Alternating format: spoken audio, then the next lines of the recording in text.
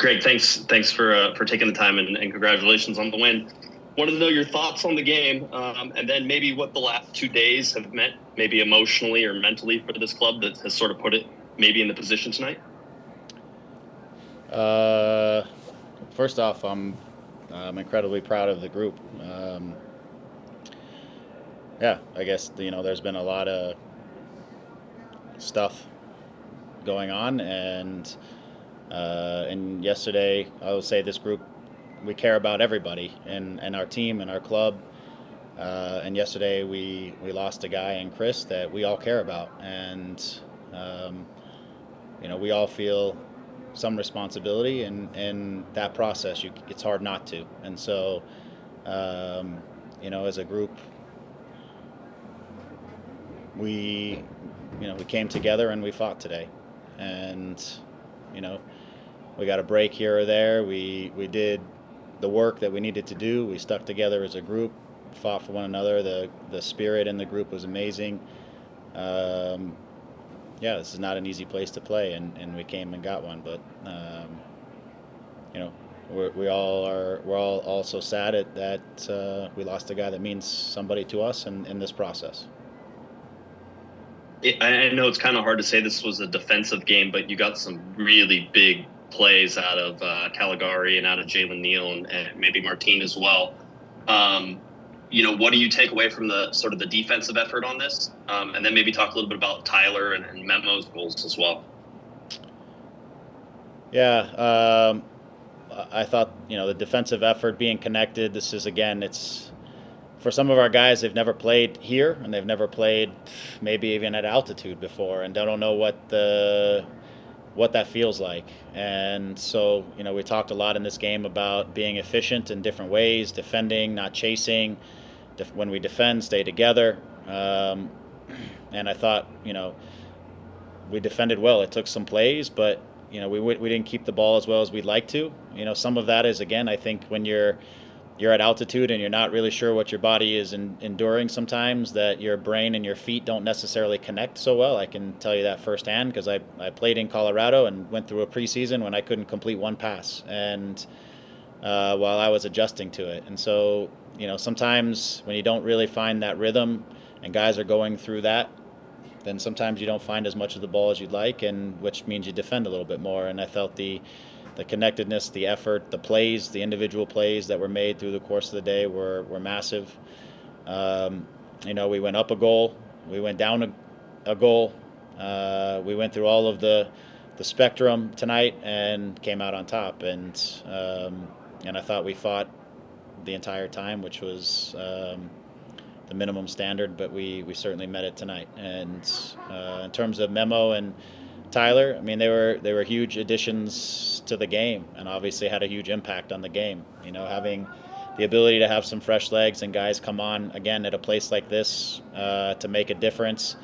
It's a huge pick-me-up for the guys that have been out there for 90 minutes, or however long before them, that are grinding and battling, and to have two guys come on and make a difference is just, again, a complete team effort. And I'm proud of these guys. The mentality was super strong tonight, and we're gonna, use this as a stepping stone. And that's the idea. That's the plan. And we got to keep repeating this effort. Thanks, Greg. Travel safe. Thanks. Alex, go ahead. Hey, Greg. Congratulations on the win. Going back to Tyler, the topic of him, if you could maybe talk about. We saw him playing with the big bandage on him, maybe the severity of that, and also too just how important he is to this attack. We've seen in the last couple of games him be really influential, and today he was able to cap his performance with a goal. Yeah. First with his injury last week, I don't remember the minute, but it was sometime middle second half. Kind of a weird accident. I think his hand got caught into some sort of a collision with somebody, and he doesn't even really remember. But I remember the moment because it was right in front of me, and he thought he dislocated some fingers or something, and it ended up being a broken hand. And so as of yesterday, I didn't think he was going to be able to play today. And so, which is one of the reasons he didn't start, because we set up the team, we prepared the team, and he saw a hand specialist that's basically told him, in the end, you're not going to make it any worse. So if you can tolerate the pain, then you can play. and we'll see how it heals. And if it starts healing the right way, then you won't have to have surgery. If we're not seeing the right healing, then you might have to have a surgery. And Tyler said he came into my office, which was after training, and said, "I'm ready to play." And so, how do you keep that guy out? So, and then he shows up today and he gets a goal. And what he's meant for our attack is, he's given us threats in so many different ways. He's gotten into great crossing positions. He gives us that stretch, that guy who can get in behind. He's given us some great crosses today.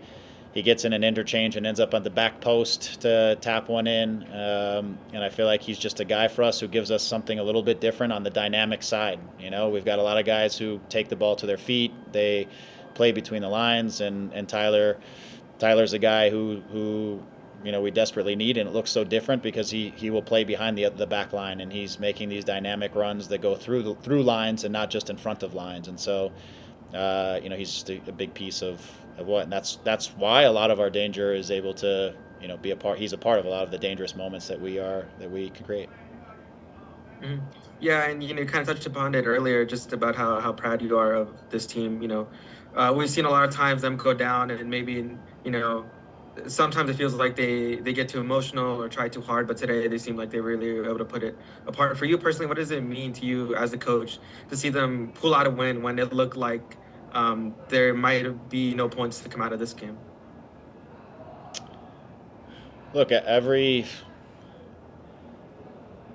season when it starts is the beginning of like a new life, like a new journey, and you don't know where it's going to go. You sometimes don't know what you're going to deal with. There are things you can control, there are things you can't control. This group has encountered many sort of circumstances that aren't beyond their control. Some of them are happening, some of them are life, things that happen inside of our group, around our group. We haven't gotten results that we wanted to get. Some we felt we should have got, some we didn't, some we let go. But what we talked about this week is you're never too far away if you can let the last game go and focus on the next game and not let the last game impact your performance in the next game. One of the things about MLS in the regular season, especially early on, is it can be forgiving if you can find your footing and you can find yourself and you can get onto some sort of a run and you can build some consistency. Many teams have won championship. I think of Seattle right in their mix of teams that have had terrible starts and got into and lifted trophies at the end. So again, it's not allowing our emotions, not allowing the disappointments, not allowing some of the circumstances that have, infected the team to overwhelm us or to take us into a place that we don't want to be. And this week and yesterday and today I had a lot of reflection because of things that happen.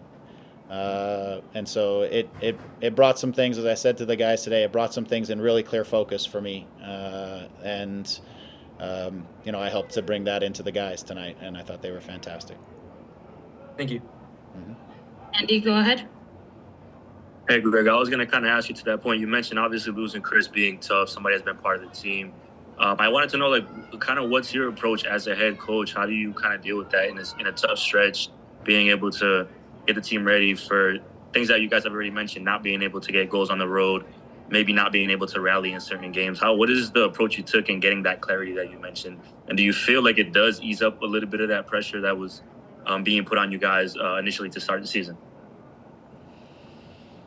Look, my approach always after every game, and as I said to the guys, that in life or in sport or professional or whatever, there are certain times where there are situations or circumstances that make you really think about things and reflect on things differently. And for me, there was in my head a lot of things going on, and after yesterday, a lot of things came into really clear focus for me. And to be able to take that and translate that with the guys into some really clear focus on for the day, I think helped them. I think they were all reflecting on the situation, and maybe that helped to bring some some focus and reality and some of those things inside the group. You never know. And but what I'll say is every one of these guys and all of us, we like Chris. We liked him as a person. We liked him as, in many ways, he was a part of our group, as I said before. And so we all internalized it in our own way, and we all use it in a way that helped us get a result tonight. And hopefully it's a platform for this group to build and keep moving forward. That's the idea. I saw a different version of us tonight that I thought was special and can do some things.